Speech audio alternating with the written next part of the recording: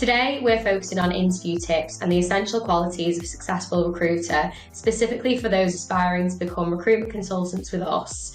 Joining me is Helen Cassin, Senior Principal Talent Attraction Specialist. Welcome, Helen. Thanks for having me, Daisy. I'm really excited to dive into this topic.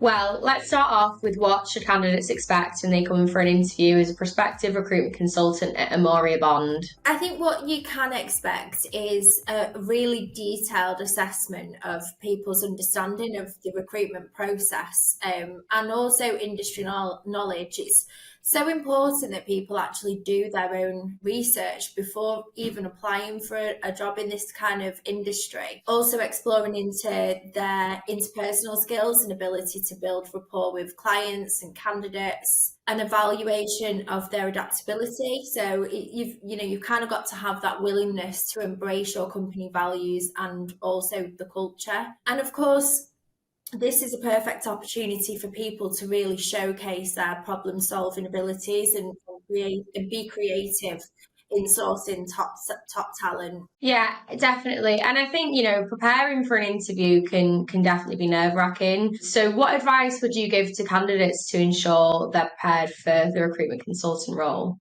Okay, I love this question. So it's so important to do research. So research the company, the company culture, the company values, recent successes and things like that. You really have to have a good understanding of all of those things before you even enter the building for an interview, because, you want to know what that company's like before you start anything. I would definitely suggest as well brushing up on any industry trends, so recruitment best practices. Also, really importantly, prepare examples that demonstrate your ability to overcome any challenges and achieve results, because that's what it's all about. Another thing as well, this is something that is very crucial in this type of role, so practice active listening. So communication skills are key in this job. Like, you've got to be able to really listen to what people are telling you. That then gives you the ability to then build really strong relationships with your clients and your candidates. Perfect. Yeah, definitely. I agree again. I think, especially with what it is that we do in terms of also having a consultancy model, relationships are key. Now, apart from the obvious skills like communication and organisation, what other sorts of qualities do you think are essential for someone to excel as a recruiter at Amoria Bond? Okay, so there's a few. I'm going to list a few and just go into detail why. So empathy and emotional intelligence. You've got to really have a good understanding of the needs and the motivations of both the candidates and the clients. That kind of buy-in, those buy-in signs, if you like. Really strong examples around resilience. So this job is challenging. So we need to know that you've got that ability to bounce back from setbacks. And also, of course, that you've got the persistence that you need to have to be successful in this type of role. So really think deep into those examples of resilience. These could be personal, they could be professional examples of maybe times when you've really had to, kind of really show that grit and that determination to succeed. Also collaboration. So we work really strongly, like really well, working together effectively within teams. At the end of the day, we've all got goals that are kind of there that we want to achieve, so we want to work together as teams to achieve those. I'd say adaptability, so being flexible to open being flexible and open to change, because in an industry like this, it's very dynamic. It's very, you're spinning a lot of plates at one time. Sometimes you've got to park things that are maybe not necessarily as urgent and jump onto something that is. So being flexible and being adaptable. But the most important thing is having that drive and ambition. Like, it's got to kind of come within. Having that passion for making meaningful connections and driving like positive outcomes for everyone involved in this whole process. The things that are going to keep you doing that and make you work really hard is your own drive and your own ambition. Definitely, because especially when this job can be so difficult at times, it's really important to know your why. So again, completely agree with all of those. Now, Could you share any examples or, memorable experiences from any job interviews that you've conducted, or, in particular cases where candidates have maybe left like a long lasting impression, or, maybe what qualities or actions stood out to you in particular with this example? Yeah, I can actually. And this example that I'm going to give is actually somebody that we did hire. They work in the business, and from the first initial call that I had with her, she was, we were talking about how important it is to have examples around resilience and your goals, and she was struggling a little bit to kind of come up with these examples. I think I'd caught her off guard. She was just about to start her day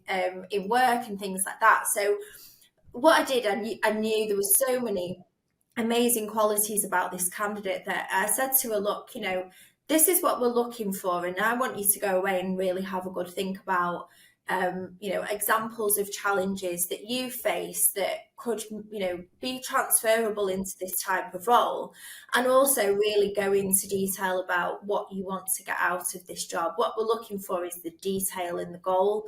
If you're thinking your biggest goal is to buy a house, that's an amazing goal and an amazing achievement when you achieve it, but we want to know beyond that, what does it look like, how much you need to save. And I went into all this detail with her, and then it arranged to have a later call, which when we spoke again, it was a really successful call. She'd gone away, and the examples she came back with were incredible, and actually the examples around resilience then kind of gave her a better understanding of what she wanted to get out of this job, what her personal goals were as well, because they were very much family based and all based around this example of resilience. So she really painted that picture for me, and then also the hiring manager, and really impressed them, and she was successful, and is very much enjoying her job here with us now. And yeah, that's a really good point. And I've definitely had very similar situations as well with people that now work in the business. And, we spend a lot of time preparing candidates for interviews, especially when we see a lot of potential in someone. And we really will go above and beyond to get the most out of possible examples they could use. And, it always has worked out. I think sometimes you just have to get people to dig a little deeper. Sometimes they might not know what's appropriate to say and what isn't in an interview. I think, especially when hiring a lot of entry level talent, the best way to judge, whether they could handle something like this is, history of goals, things they've worked towards and managed to achieve, as well as examples of setbacks and challenges they've faced, how they've overcome them, etc., etc. And after all, the format and agenda of recruitment interviews are very different to other industries. So yeah, it's just getting people to really dig a little bit deeper, and really thinking, nothing is too ambitious, or nothing, shows too much resilience. So yeah, I've had some similar situations there. But finally, what tips do you have for applicants who want to join our team to stand out during the recruitment process? So I think that there's a few here, and these are examples that, for me, this is what I personally say to any candidates that I speak to.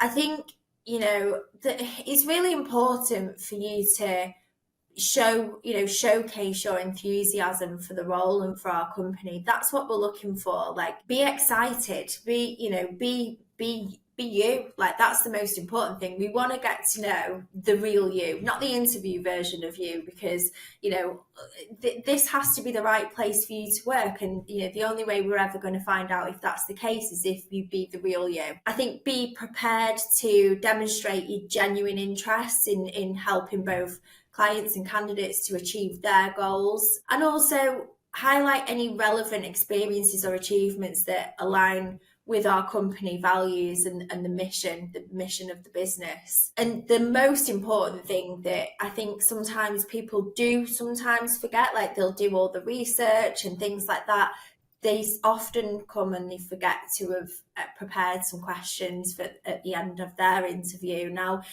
this is a career path for you. So ultimately, if you're passionate about the opportunity and it's something that you really want to throw yourself into, you must have questions about it. It's a two-way street. We're asking you lots and lots of questions. So prepare some really insightful questions that showcase your eagerness to learn and, to contribute to the team's success. And I think the most important thing is those questions, you can, direct them personally to the person who's interviewing you. Jason and I will always prepare people with interview confirmation, interview prep. We'll tell them who's going to be interviewing and send the LinkedIn profile. So, that way you can do your own research into that person and see how, ask questions like, what's been your biggest challenge in this job? Or, what personal goals did you set yourself in the beginning that you've now achieved? That, you can really mix them up and you can make them very personal to the person who's interviewing you.